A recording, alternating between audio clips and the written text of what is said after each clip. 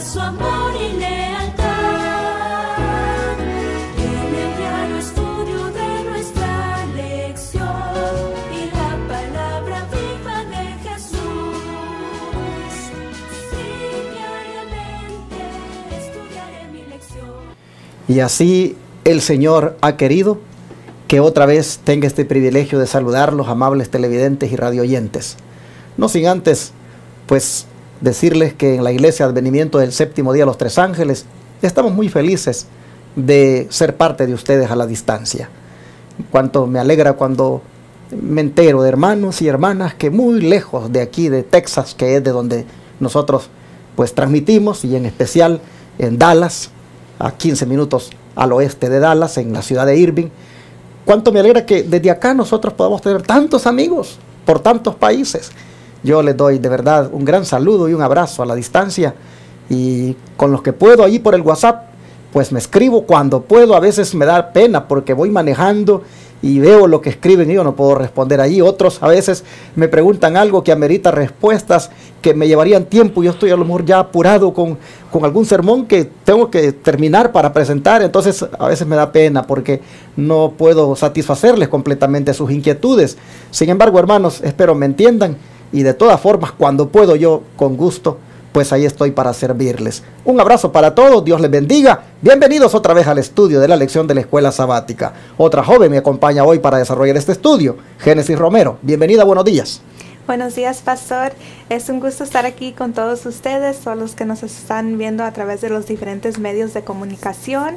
Y antes de empezar este estudio, esta lección, les invito a que nos arrodillemos. Vamos a tener una oración.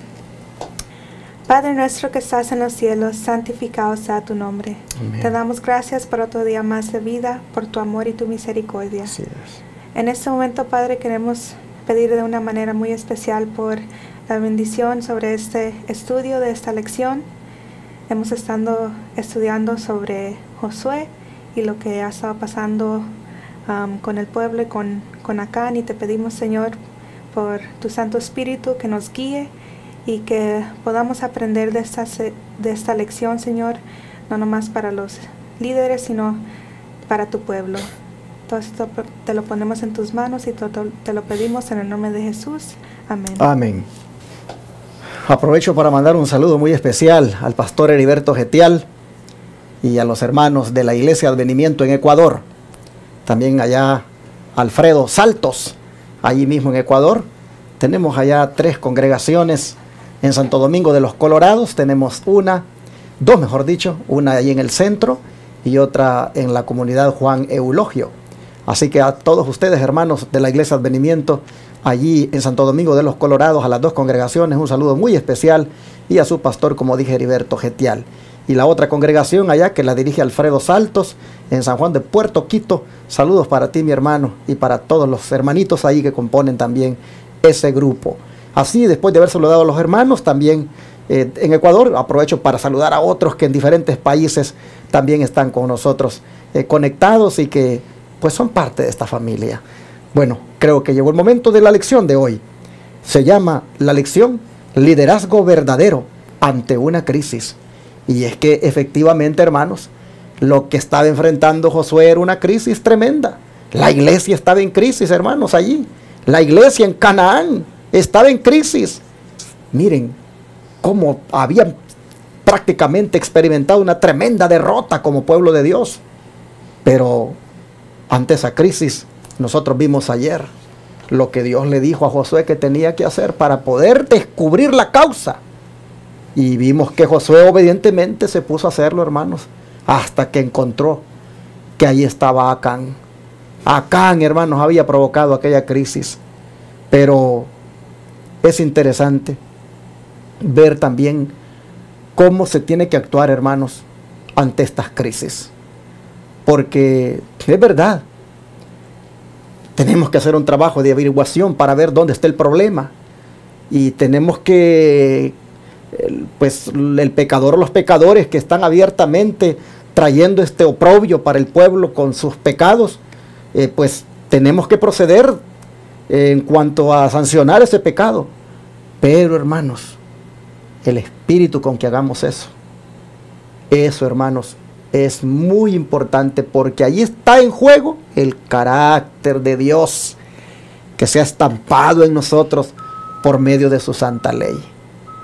Hermanos, yo siempre pienso de que la manera como se hacen las cosas, el espíritu con la que se hacen o como se dicen, eso, hermanos, dice mucho de qué es lo que uno tiene adentro. Y aquí nosotros vamos a ver a Josué cómo él trató con Acán. ¿Qué le pidió Josué discretamente, Génesis, a Acán que hiciera y cuál fue la respuesta de Acán? Podemos ver en Josué 7, 19 al 21. Dice: Entonces Josué dijo a Acán: Hijo mío, te ruego, da gloria a Jehová, Dios de Israel, y confiesa ante él, y declárame ahora lo que has hecho, no me lo encubras. Y Acán respondió a Josué diciendo: Verdaderamente yo he pecado contra Jehová el Dios de Israel, y he hecho así y así, que vi entre el despojo un manto babilónico muy bueno, y 200 siclos de plata, y un lingote de oro de peso de 50 siclos, lo cual codicié y tomé, y he aquí que está escondido debajo de tierra en el medio de mi tienda, y el dinero debajo de ello. Pues podemos ver aquí que lo que le pidió Josué fue que pues le confesara a Dios y declarara a él cuál fue el pecado que él había cometido, que él estaba encubriendo. Y aquí Josué, Acán le responde y le dice que pues codició algo y se lo tomó por sí mismo, se lo robó. Fue un manto babilónico, 200 siclos de plata y un lingote de oro de peso de 50 siclos, y lo escondió. Entonces vemos el pecado que cometió Acán aquí. Hermanos, dije que aquí prácticamente viene diciendo cómo también los líderes debemos proceder cuando se trata de censurar el pecado. Miren, nosotros no vemos a Josué que cuando ya lo identifica, le dice: ladrón, ¿por qué te has robado esto? O lo hace pues todavía, como dicen, a partir leña, o a partir como dicen, hacer más leña de él, pues ya está todo ya el pobre descubierto, ya imagínense. Hermanos, miren la manera discreta. Primero le dice: hijo mío. Qué bonito, hermanos. O sea, no se trata de que yo como pastor o como anciano de iglesia venga y haga, como dicen, más leña del árbol caído. Y que tras que ya está la persona muy mal por lo que ha hecho, venga uno y lo condene así con palabras hirientes. Recuerden, hermanos, que aquí es Dios el que está manejando el asunto. Y es Dios el que está determinando cómo se van a hacer las cosas, pero nosotros tenemos que tener ese tacto, esa discreción. Le dice: hijo mío. Y luego le dice: miren ustedes, declárame ahora lo que has hecho, no me lo encubras. Lo está tratando, hermanos, con mucho tacto, con mucho cuidado. Ahora, hermanos, esto nos dice el espíritu con el cual, ya dije, debemos nosotros pues tratar con el pecador también. Pero ahora miren ustedes. Acán respondió a Josué diciendo: verdaderamente yo he pecado contra Jehová, el Dios de Israel, y así he hecho. Aquí, hermanos, hay una gran enseñanza en cuanto a cómo se tienen que confesar los pecados. A veces uno dice: Señor, perdona mis pecados. Señor, y si hubiere pecado, perdóname, Señor. ¿Cómo es eso de que y si hubiere pecado? ¿Acaso yo no sé que sí he pecado? ¿Cómo es que yo puedo orar así? Y si hubiere pecado, perdóname. O te pido que perdones todos mis pecados. ¿Por qué tengo que hablar en esa manera, así forma generalizada? Hermanos, así y así he hecho, dijo Acán. ¿Sabes lo que está diciendo aquí? Sé específico con Dios sobre qué pecado es que tú quieres que te perdone. Es decir, confiésale, cuéntale, no porque Él no lo sepa, sino porque en la medida en que lo cuentas, estás admitiendo que realmente eres pecador, mi hermano. Pero esas oraciones donde, Señor, perdóname mis pecados, o si hubiere pecado, perdóname, esas oraciones no son confesiones, hermanos. Aquí nosotros vemos que Acán dice, he pecado, dice Acán, he pecado. Verdaderamente yo he pecado contra Jehová el Dios de Israel y así he hecho. Es decir, miren, detalle por detalle. Eso es confesión. Y al hacer eso, hermanos, miren ustedes los 3 pasos del pecado. Dice Acán, vi entre los despojos un manto babilónico muy bueno y 200 ciclos de plata y un lingote de oro de peso de 50 ciclos. Pero noten, vi. Y luego dice, lo cual codicié. El segundo paso. Y luego dice, y tomé. Miren ustedes, vi, codicié y tomé. Hermanos, ¿por dónde entra el pecado? ¿Acaso no entra por la mirada? Vi la pornografía. Vi a la mujer que no era mi esposa. Vi al hombre que no es el esposo. Vi. Oh, hermanos, todo entra por lo que uno mira. Pero noten, hermanos, una vez tú le das cabida a la mirada, entonces mira, te brota la codicia. Porque él miró. Y luego miren el deseo, hermanos. Ese deseo malo. Codició y luego tomó. Miren cómo es esto del pecado. Por eso que tenemos que pedirle al Señor, hermanos, que nos dé una mirada limpia, una mirada pura. Tenemos que pedirle al Señor que nos purifique nuestros ojos, hermanos. Que cuando vamos a la calle, cuando estamos solos entre la computadora, en el teléfono, oh, hermanos, tenemos que pedirle al Señor que nos dé purificación, que nos ayude a tener una mirada pura, hermanos. Porque cuando uno mira, después de mirar, te viene el deseo, viene la codicia y luego tomas, ejecutas.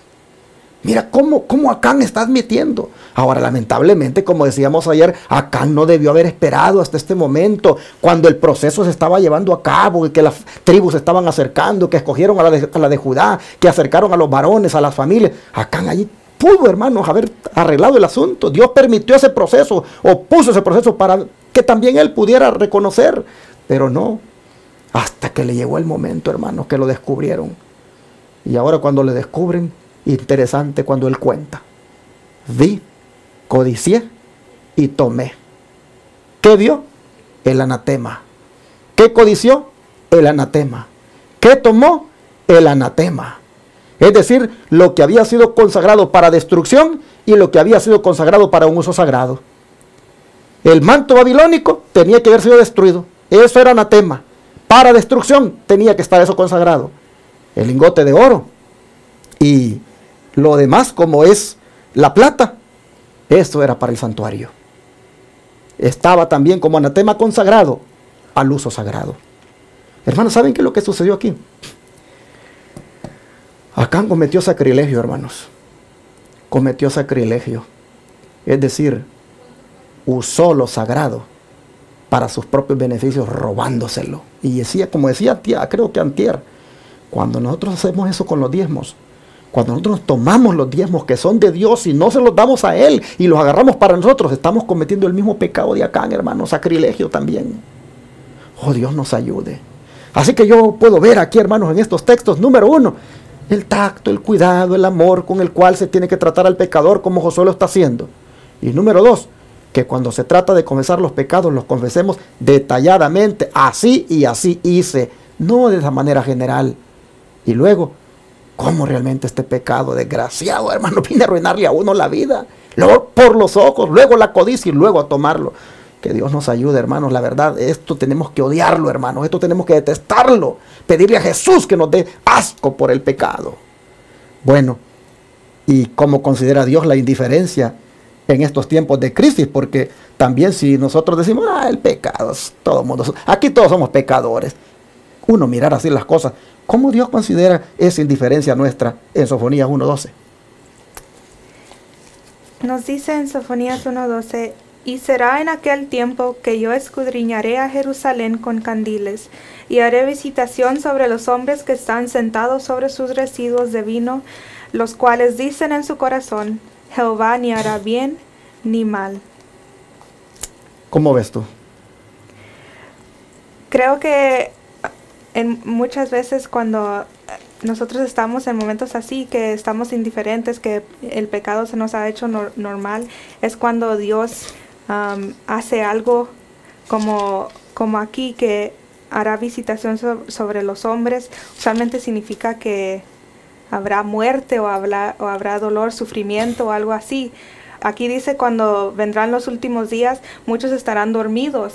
O sea, Cristo Jesús vendrá. Entonces aquí hubo indiferencia en ese tiempo de crisis, y aquí está diciendo el Señor que habrá visitación sobre los hombres, y cuando ellos estén diciendo en sus corazones que Jehová ni hará bien ni hará mal.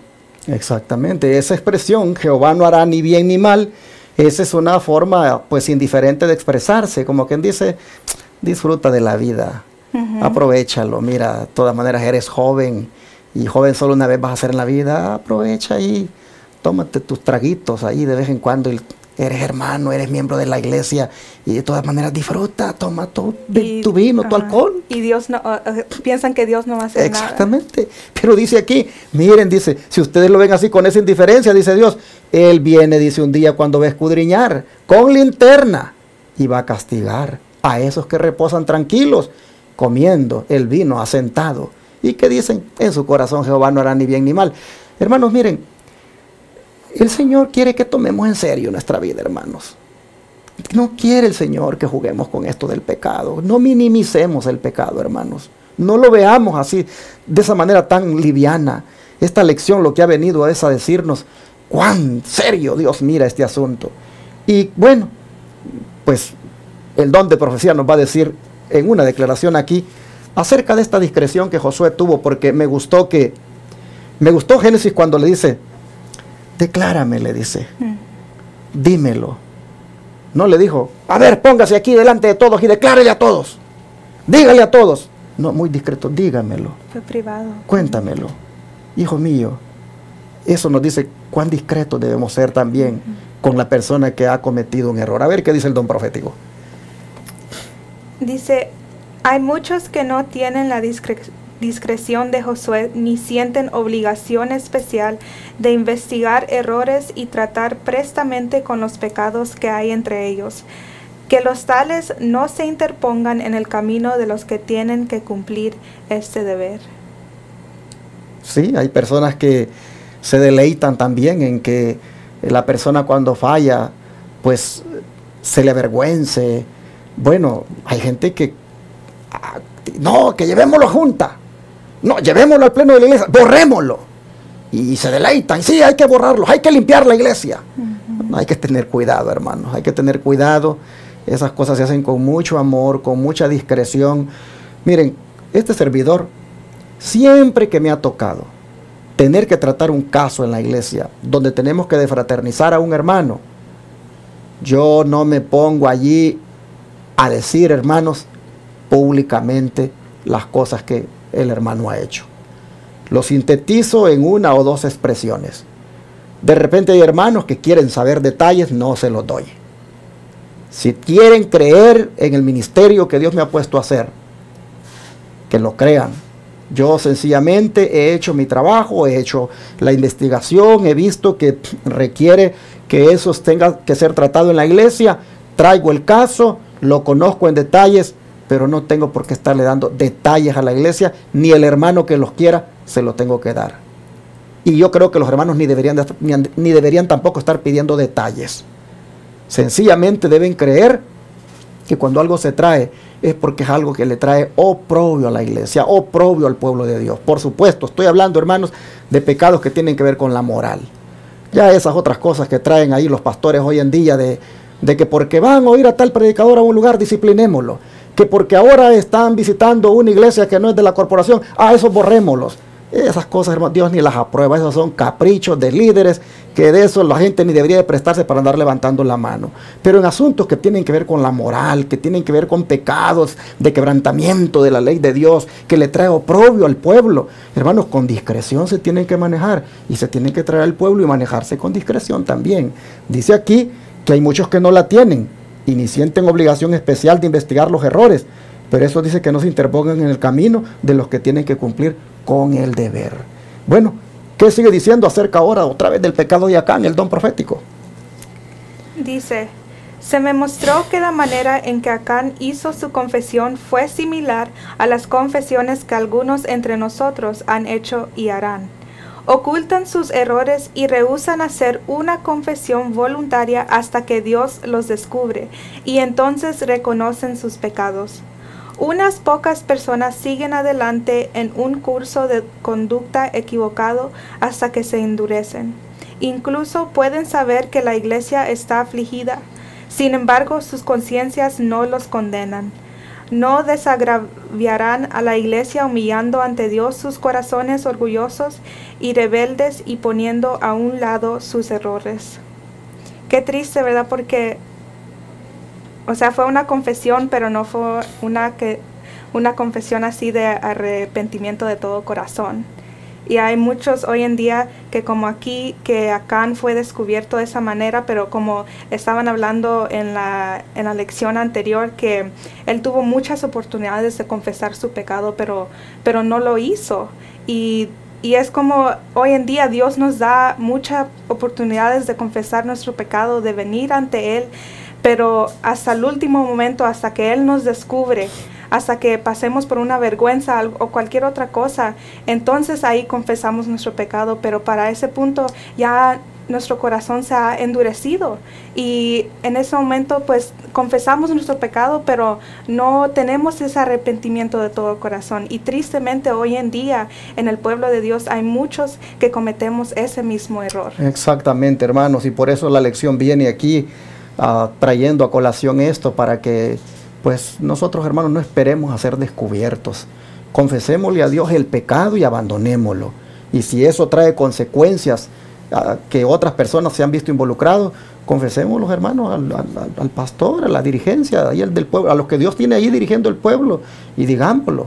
No podemos nosotros, hermanos, esperar a que se nos descubra, porque eso a Dios no le agrada. Acán, tristemente, eso fue lo que hizo. ¿Y qué sigue diciendo? Dice, el desagrado de Dios está sobre su pueblo, y Él no manifestará su poder en medio de ellos mientras existan pecados entre ellos que sean incitados por aquellos que están en puestos de responsabilidad. Aquellos que trabajan en el temor de Dios para liberar a la iglesia de estorbos y para corregir errores penosos, a fin de que el pueblo de Dios pueda ver la necesidad de aborrecer el pecado y prosperar en pureza, y para que el nombre de Dios pueda ser glorificado, siempre enfrentarán influencias opuestas por parte de los no consagrados. Aquí nosotros vemos de que pues el líder también que hace esa obra, pues va a enfrentar oposición. Dice que los que tratan o los que trabajan en el temor de Dios para liberar a la iglesia de estorbos y para corregir errores penosos, a fin de que el pueblo de Dios pueda ver la necesidad de aborrecer el pecado y prosperar en pureza, y para que el nombre de Dios pueda ser glorificado, siempre van a enfrentar, dice, influencias opuestas por parte de los no consagrados. Hermanos, nosotros vemos acá que es obligación, hermanos, de los líderes de la iglesia buscar que la iglesia entre en ese estado de pureza y de santidad y de abandono del pecado. Los pastores hoy, lo he dicho ya y lo vuelvo a repetir, ya tienen que buscar que todos entremos en esa línea de santidad, jóvenes y adultos, hombres y mujeres, que no nos anden allí sobando la espalda con unos sermoncitos ahí solo o contándonos chistes, pues.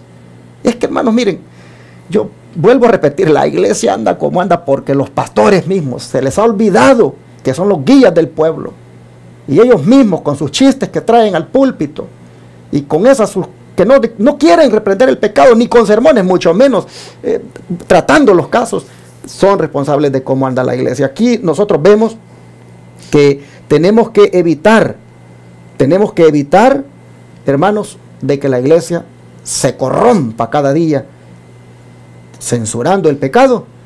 Y si se tiene también que hacer un acto de censura sobre el pecador, con el amor que requiere, pero se tiene que hacer. Para cerrar, ¿qué dice la última nota? Dice, en cierto grado toda la iglesia es responsable de las ofensas de esos miembros porque consiente el mal al no levantar la voz contra ellos. Todo esto estaba en Testimonios para la Iglesia, tomo 3, páginas 298, 299. Y también en este mismo Testimonios para la Iglesia, tomo 4, página 482. Liderazgo verdadero ante una crisis es lo que traía como título la lección. Y no es otra cosa que enfrentar, hermanos. Enfrentar el pecado y reprenderlo y buscar en la manera como Dios ha dicho, erradicarlo. Porque tiene que ver con la transgresión a la santa ley de Dios. Bueno, hermano, Dios nos ayude. Esta lección de la semana completa estuvo, y yo creo que no nos vamos a quedar aquí. La semana que viene va a estar también siempre sobre Acán. Imagínense ustedes, la semana que viene se va a llamar el síndrome de Acán. Creo que vamos a seguirle dando este tema porque es que es el tema del momento. Es el tema del momento. Tenemos que tratar este tipo de temas porque la iglesia, hermanos, tiene un pecado abierto, una apostasía abierta en muchas cosas. Es lamentable. Yo miraba hace unos días atrás que estaban inaugurando unos pastores, un Camporí, creo que en Sudamérica, donde la forma de inaugurarlo allí con un hacha que tiene que ver con la masonería, que tiene que ver con el espiritismo, con Hollywood. Hermanos, ya no hay discernimiento, qué tremendo. El mismo pastorado, el mismo liderazgo, hermanos, acarreando prácticamente el pecado en el pueblo, llevando a la iglesia por el pecado. Ya no hay discernimiento. Entonces, estas lecciones se tienen que tratar. Porque si de verdad vamos a meter a un pueblo a la Canaán celestial, si de verdad vamos a hacer la labor de Josué de introducir a un pueblo a la Canaán celestial, hermanos, aquí nos está diciendo el Señor qué se requiere antes de entrar. Y miren ustedes, aquí está un problema grande que está trayendo oprobio, derrota y que la iglesia no puede avanzar, como ha sido el pecado oculto. Dios nos ayude, empezando conmigo como pastor, la iglesia que tengo el privilegio de pastorear. Dios nos ayude, hermanos, y que también los miembros, todos también entremos en este camino de santidad y que veamos con seriedad este asunto y nos apartemos con el poder de Dios. Vamos a orar y a pedir la ayuda al Señor. Oh Padre Celestial, liderazgo ante una crisis, pero liderazgo verdadero es el que tú estás buscando.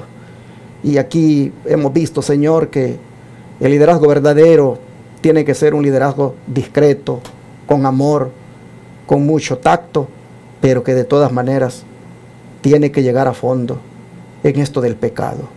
Por favor, te ruego, oh Padre, que nos ayudes para que todos los que llevamos que tenemos una posición de liderazgo en la iglesia, llámese de anciano, de pastor, o de líder de un grupo, de una iglesia de hogar, o de lo que sea, Señor, que podamos comprender que es necesario que lo que tenemos como iglesia no transija con el pecado, y que los miembros comprendan, Señor, también de que tú estás buscando santidad en tu pueblo. Por favor, ayúdanos, y ayúdanos también, Padre, a confesar nuestro pecado antes de ser descubiertos. Que como este problema que vemos en Acán, Señor, esto le afectó tanto a él y al pueblo, así, Señor, nosotros podamos aprender de eso para no hacerlo, para no dejar a última hora, Señor, el que confesemos antes, pero que cuando confesemos, hagamos como hizo Acán su confesión, pero antes, Señor, te pedimos, por favor, que nos ayudes, para que seamos una iglesia victoriosa, seamos miembros de una iglesia victoriosos. Ayúdanos, Padre, yo sé que contigo lo podemos conseguir. Ven a nuestra vida, Señor, y danos, por favor, fuerzas para vencer el pecado en nuestra vida. Te lo pedimos en el nombre de Jesús. Amén. Todo fiel discípulo del buen Jesús demostrará su amor y lealtad en el diario estudio de nuestra lección y la palabra viva de Jesús. Sí, diariamente estudiaré mi lección.